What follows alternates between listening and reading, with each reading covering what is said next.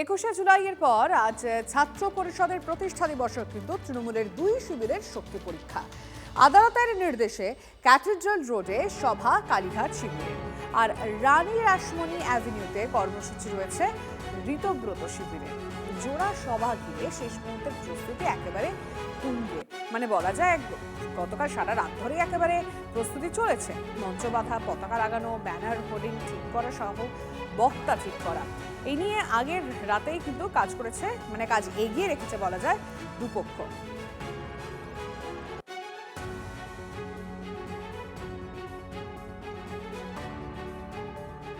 আমাদের দুজন রিপোর্টারের সঙ্গে এই মুহূর্তে কথা বলবো, কারণ তৃণমূলের দুপক্ষই প্রস্তুতি সেরে ফেলে রেখেছে, একদম শেষ মুহূর্তের প্রস্তুতির ছবি। তার পাশাপাশি এখনকার বর্তমান ছবিটা কি সেটা জানবো। আমাদের প্রতিনিধি সৌরভ গুহ রয়েছেন ক্যাথিড্রাল রোডের সভা, যেখানে কালীঘাট শিবির থাকবে, আর অন্যদিকে রানী রাসমণি অ্যাভিনিউ, সেখানে কর্মসূচি রয়েছে ঋতব্রত শিবিরে। সেখানে আমাদের প্রতিনিধি সৌভিক রয়েছে। সৌভিকের সঙ্গে আগে কথা বলে নিতে চাইবো। সৌভিক, একটা বিষয়, কে কোথায়, মানে কতজন লোক বেশি থাকবে? ঠিক আগেরবারে যেটা কুণাল ঘোষের বক্তব্য আমরা শুনেছিলাম, এবং কালীঘাট তৃণমূলের তরফে বলা হয়েছিল যে মমতা বন্দ্যোপাধ্যায় যেখানে থাকবেন মানুষ সেখানেই যাবে। তুমি ঋতব্রত শিবিরের যে কর্মসূচি সেখানে রয়েছে, কি দেখছো?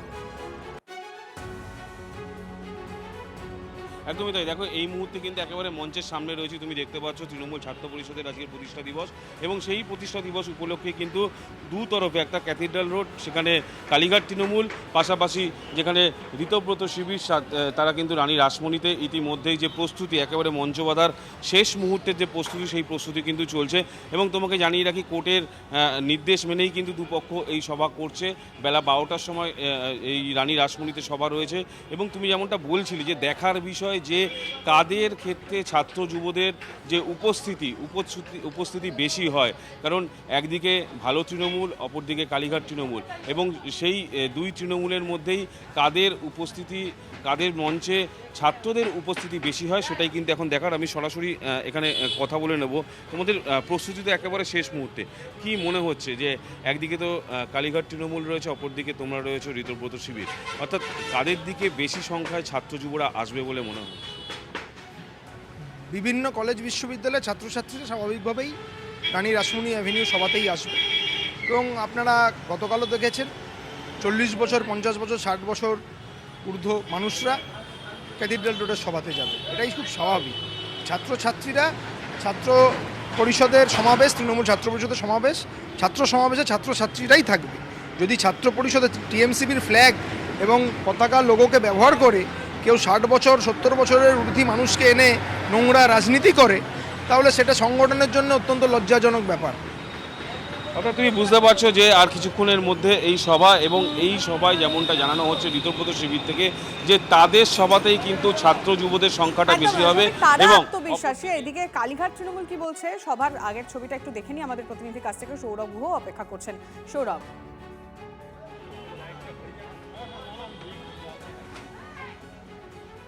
লিমা, নিঃসন্দেহে একদিকে রানী রাসমণি রোড এবং অন্যদিকে এই যে রবীন্দ্র সদন লাগোয়া যে রাস্তা, সেখানে আমরা দেখতে পাচ্ছি যে দুই শিবিরের প্রস্তুতি চলছে। এই মুহূর্তে কালীঘাট শিবিরের প্রস্তুতি তুমি দেখতে পারো। এখানে কিন্তু ছাত্র আছে, যুব আছে, এবং অনেক বয়স্ক মানুষ সমর্থকরাও আছেন।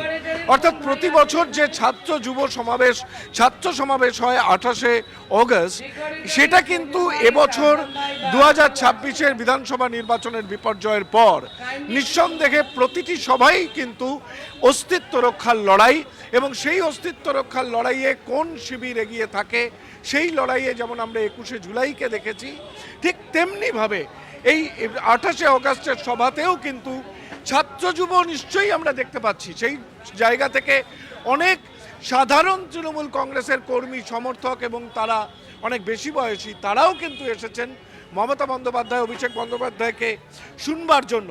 আমি একটু কথা বলে নেব। একটা নির্দিষ্ট জায়গায় আমরা রয়েছি, এখানে যেমন ছাত্ররা আছে, আপনারাও আছেন।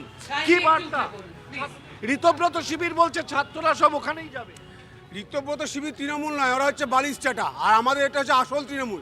যেখানে মমতা ব্যানার্জি আছে সেখানে তৃণমূল ছাড়া আর কিছু থাকতে পারে না। যেখানে মমতা ব্যানার্জি সেখানে তৃণমূল, যেখানে তৃণমূল সেখানে মমতা ব্যানার্জি। আর কোথা থেকে এসেছেন? বাঁকুড়া। আচ্ছা, আজকে তো একটা ছাত্র সমাবেশ, কিন্তু আপনি এসেছেন। এসেছি ছাত্রদেরকে সাথে নিয়ে এসেছি, প্রায় 50-60 জন ছাত্র আমার সাথে এসেছে। তারা ছাত্র রাজনীতি করে, তাদেরকে পাশে দাঁড়াতে এসেছি, দিদির পাশে দাঁড়াতে এসেছি।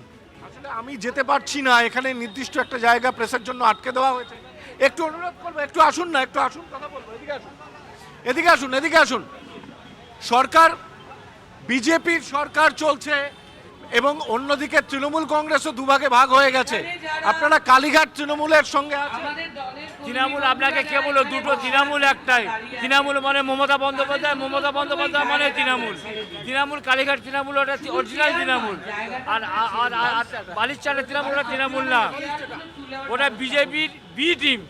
তৃণমূল একটাই, আবারও বলছি তৃণমূল একটাই, সেটা হচ্ছে কি মমতা বন্দ্যোপাধ্যায় মানে একদম তৃণমূল। বুঝতে পারছি সৌরভ, আমাদের নজর থাকবে তোমাকে এবং সৌভিককে ধন্যবাদ আপাতত।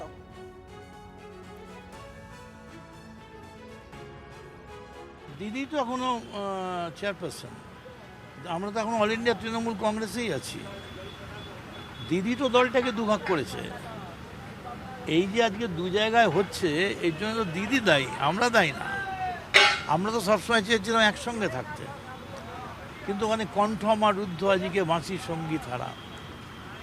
দিদি যদি আসে, কে আটকাবে? দিদি আসতেই পারে, দিদির ইচ্ছে। আর আমাদের এখান থেকে কেউ তো কখনো আমরা দিদিকে কোনো গালাগাল দেওয়া, অসভ্যতা করা, এসব কিছু করি না। তৃণমূল কংগ্রেসের প্রতিষ্ঠাতা, মুখপাত্র এবং ফেস হচ্ছেন মমতা বন্দ্যোপাধ্যায়, কিন্তু তিনি কি আসতে পারবেন?